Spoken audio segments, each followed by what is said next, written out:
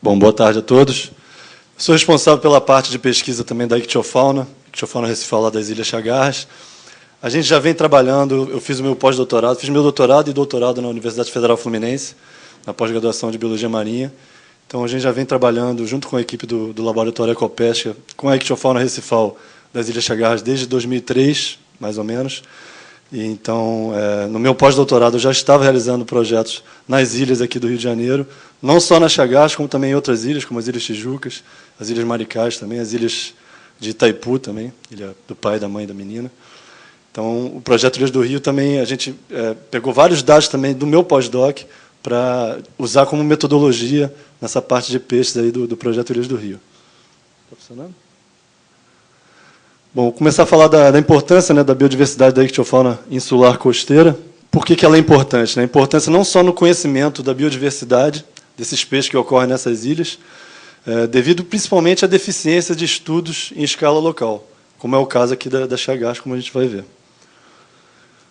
Outra importância também são comparações com outros ambientes recifais. Se a gente tem alguns estudos numa área, a gente pode comparar com outra área que também já tenha sido realizados estudos para comparação e para gerar conhecimentos não só da biodiversidade, como biogeografia e da macroecologia também dos peixes de cada local. Importante também é a expansão desse conhecimento, né, como uma ferramenta essencial para o manejo sustentável de unidades de conservações e de áreas marinhas protegidas, principalmente. Então, é interessante a gente ter vários dados locais para a gente ter uma comparação e gerar ferramentas para criação de unidades de conservação e criações de áreas marinhas protegidas.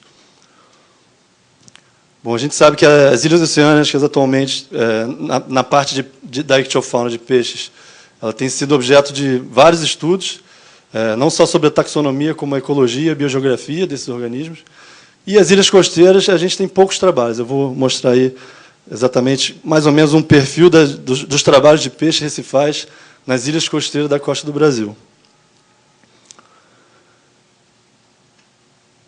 Bom, como eu comentei, ainda são poucos e muitos recentes os estudos sobre a ictiofauna das ilhas costeiras brasileiras. Começaram a partir do ano de 2007, um Floetra e colaboradores, eu vou mostrar o trabalho. Angel et al. Foi um trabalho que a gente fez lá na UF, que foi a primeira listagem das Chagarras, dos peixes que ocorrem nas Chagarras. Mendonça e Neto, também um pesquisador lá da UF, que trabalhou com as ilhas de Itaipu, em 2008.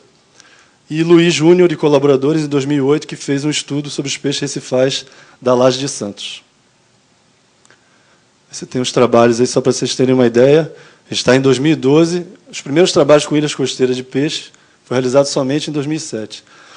Com esse trabalho de Sérgio Flete e colaboradores, foi realizado em umas ilhas que se localizam na costa do Espírito Santo, as ilhas de Guarapari, e esse grupo de 3 ilhas aí, Itatiaia, 3 ilhas e Escalvada. Então, ele comparou a ictiofauna dessas áreas em diferentes graus de exposição, ondas e cobertura bentônica recifal. Logo a seguir, tem o nosso trabalho que a gente realizou lá na UF, que foi basicamente o primeiro estudo de peixes recifais das ilhas costeiras aqui do Rio de Janeiro. Foi realizado anteriormente à criação do Mona Chagarra, né, foi em 2007. Então, a gente se baseou no arquipélago das Chagarras e nas ilhas Rasa e Redonda para fazer esse estudo, né. Contendo lista... Foi mais um estudo qualitativo do que quantitativo. Então, uma listagem, mais do que tudo, dos peixes que ocorriam ali. Se eu não me engano, essa listagem tem 99 espécies, que a gente realizou esse número agora já está bem maior, né. Outro trabalho que eu falei que foi realizado nas ilhas de Itaipu, pelo pesquisador José Policarpo, realizado também censos visuais dos peixes, como a mesma metodologia que a gente usa. Todos esses trabalhos utilizaram a mesma metodologia, a gente vai mostrar aí a seguir. Nesse trabalho, ele analisou os recifes mais abrigados com maior complexidade, e eles tiveram as maiores abundâncias e diversidade, apesar dessa área ser uma área bastante impactada, porque fica bem próximo da boca da Baía de Guanabara, né. E esse é um dos últimos trabalhos que foram feitos de ilhas costeiras. No caso da Laje de Santos, alguns nem consideram uma ilha costeira, porque ela se localiza a mais de 30 quilômetros da costa de São Paulo, né? Então, foi um trabalho feito pelo pesquisador Osmar, Luiz e colaboradores. Foi uma listagem dos peixes que se faz através de coletas, através de outros dados também de fotografias, de mergulho. Isso, inclusive, esse trabalho a gente está seguindo como um modelo para que a gente está realizando um outro trabalho nas Cagarras, mais amplo agora, incluindo agora o Mona Cagarras, né? Está utilizando esse trabalho como modelo para a realização do nosso. E ele foi realizado no PEN, lá da Laje de Santos, né? Parque Estadual Marinho. Bom, os impactos. A gente sabe que as Cagarras, elas não têm só a coisa bonita, né? Elas têm também muito impacto. A gente sabe que, por estar próximo da maior cidade costeira do Rio de Janeiro, os impactos são enormes, né? Fica a 5 quilômetros da Praia de Ipanema. Então, elas recebem vários tipos de impactos antropogênicos. Quais são os motivos desses impactos, né? A proximidade da costa, claro, a população concentrada nas zonas costeiras, principalmente aqui no Rio de Janeiro. A facilidade do acesso, fica a 5 quilômetros da Praia de Ipanema, então o uso recreacional é bastante intenso. A pesca predatória, a gente já tem registro de vários tipos de pesca predatória, historicamente, aí nas ilhas. Não só com arrasto de fundo, mas inclusive pescas com dinamite, com explosivos. E a caça submarina, também predatória, que ela foca em um certo grupo de peixes, que são os predadores de topo, que são as garopas, que são os badejos, são os meros.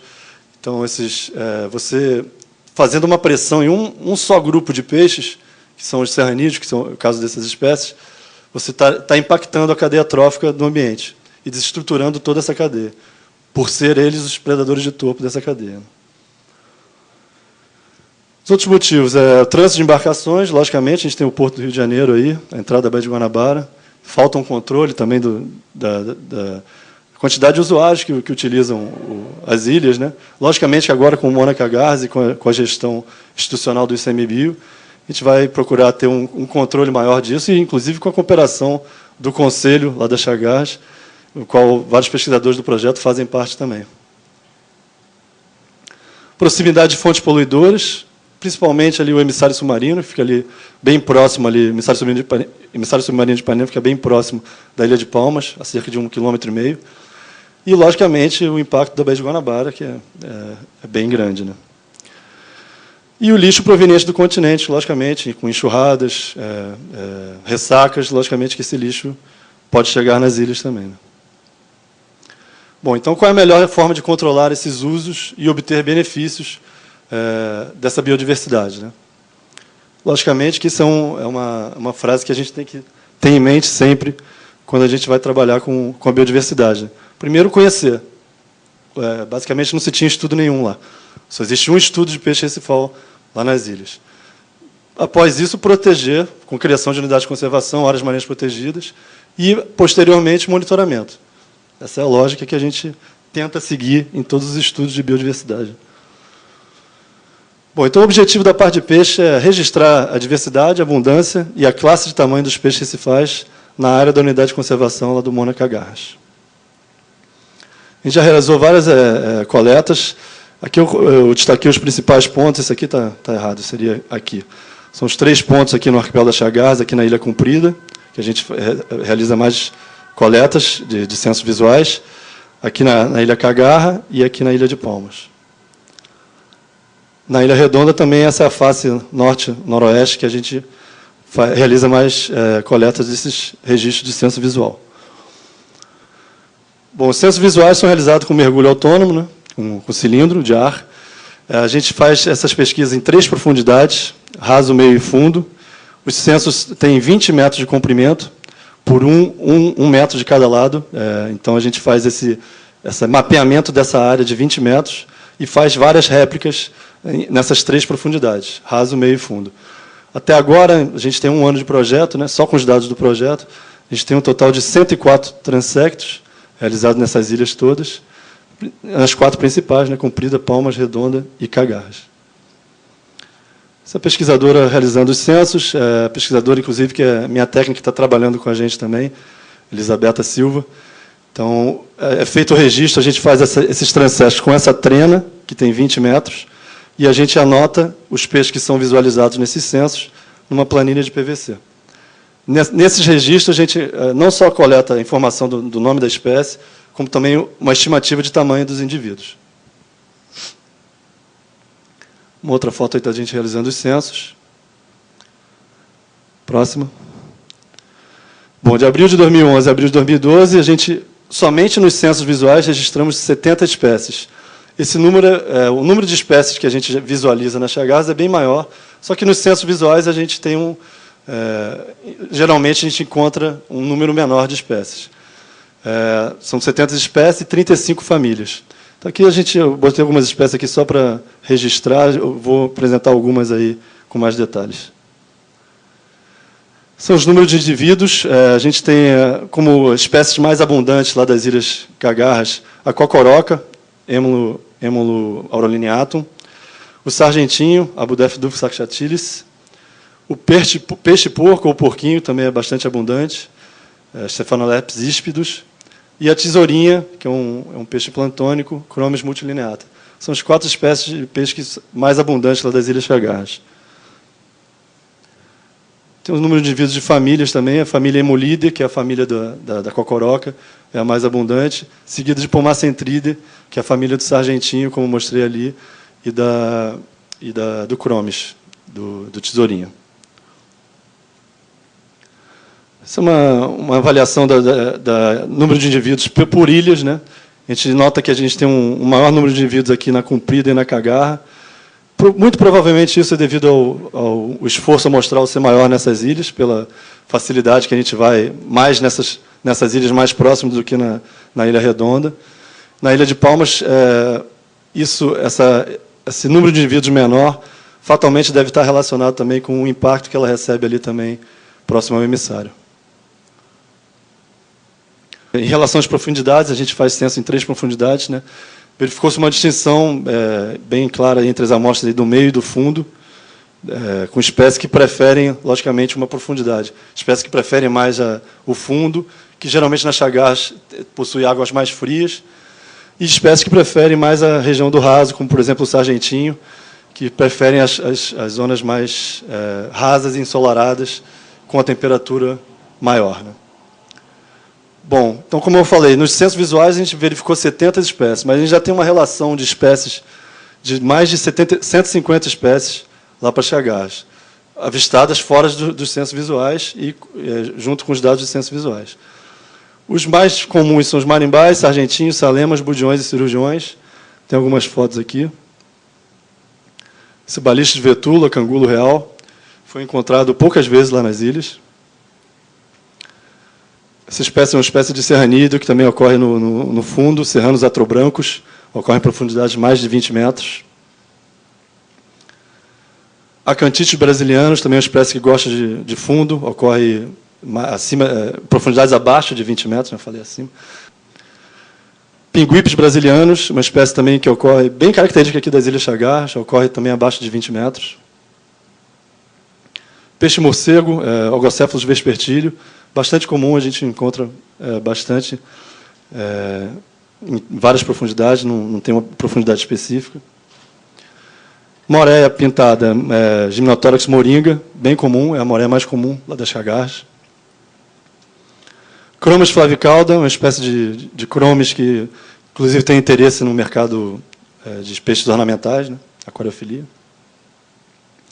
Dactylopteros volitas, chamado de falso voador, ou coió, bastante comum lá nas ilhas, a gente observa bastante. O cherne, Hipótodon niveatus, é uma espécie de interesse comercial, logicamente, isso aqui é um juvenil de cherne, e é bastante visualizado também em profundidades abaixo de 20 metros. Uma outra espécie que foi um registro raro que a gente fez também lá, é uma espécie da família Antiine, Pronotogramus duplicidentatus, o nome dela. A gente também ocorre abaixo de 20 metros de profundidade. Clépticos brasilienses, uma espécie também que ocorre no raso e prefere águas rasas porque eles se alimentam de plâncton, são planctônicos. Esse é um registro de um vídeo que já foi feito, até inclusive pelo pesquisador Átila Bertoncini, do perfil do fundo lá da Ilha Redonda, com a quantidade de cocorocas que ocorrem lá, que é a espécie que eu falei que é a mais abundante. Outros registros aí, a cocoroca Émulo aurolineatum, Budion oiliqueris sazimai, também é uma espécie que ocorre mais profundo. Peixe borboleta, Prochnatodes brasiliensis. Essa aqui foi um registro que só foi observado desde 2003 até hoje, a gente só viu uma vez lá nas ilhas. É da família do jaguariçá, Holocentridae, córneges espinosos. Geralmente ocorre na costa do Brasil em profundidades abaixo de 50 metros. Esse indivíduo a gente registrou a 12 metros de profundidade. Outras espécies que a gente observa, mas mais raramente lá nas ilhas, né, por serem espécies de interesse do mercado de aquariofilia. Olacanthus tricolor, Olacanthus ciliaris, Pomacanthus paru e o Chromis flavicauda, que eu já mostrei anteriormente. Tesourinha, sargentinho, que também já mostrei anteriormente. Essas são as espécies mais abundantes das chagas. Então, esse aqui é um detalhe das espécies que mais ocorrem lá nas ilhas. Garopinha, Acanthis brasiliensis, que eu já comentei. Garopa verdadeira, Badejo mira. Finalizando aqui, essa é uma espécie de miriquites. Esse indivíduo foi registrado esse ano, se não me engano, em fevereiro. E a gente tem duas espécies desse peixe na costa do Brasil, miriquites. Próxima. Miriquites ocellatus, que é a de cima ali, e Miriquites brevíceps. Essa espécie é bem diferente das outras duas. Então, a gente está desconfiando que pode ser uma espécie nova lá para as ilhas. A gente ainda não tem a coleta desse indivíduo, né? Só foi feito o registro fotográfico e um registro de filmagem também. Então, eles são bem diferentes das duas espécies que ocorrem aqui na costa do Brasil. Então é isso, minha voz está falhando. Obrigado.